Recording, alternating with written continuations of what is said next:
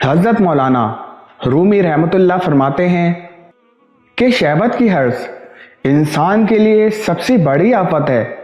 इंसान की शहवत बुरी चीज को भी भला करके दिखाती है, तो भली चीज को क्या कुछ न करके दिखाएगी।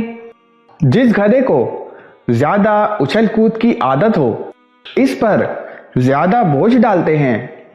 यही हाल इंसानी नफ्स का है। याद रखो, इंसान में शहवत खाने पीने से बढ़ती है, तो शहवत को दबाने के लिए कमखोरी की आदत डाल या फिर निकाह कर ले। जब इंसान ताकतवर और कीमती चीजें खाएगा तो इंसान को औरत की तरफ ज्यादा शहवत होगी। शैतान के बंदे से बचने के लिए निकाह ढाल का काम करता है। नफ्स को काबू में रखने का हुनर अगर नहीं आता तो इससे बचना चाहिए।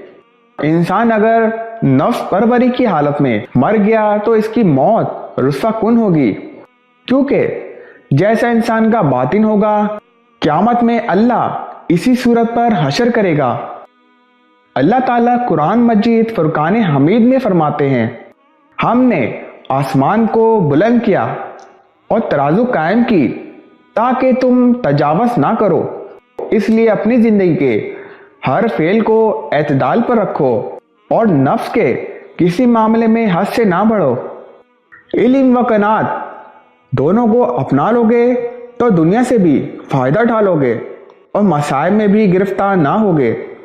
हजरत फरमाते हैं कि अक्लमंद आदमी दुनिया को आखिरत के फायदे के लिए इस्तेमाल करके फायदा उठा लेता है, जबकि नादान निदामत और महरूमी में मुब्तला हो जाता है।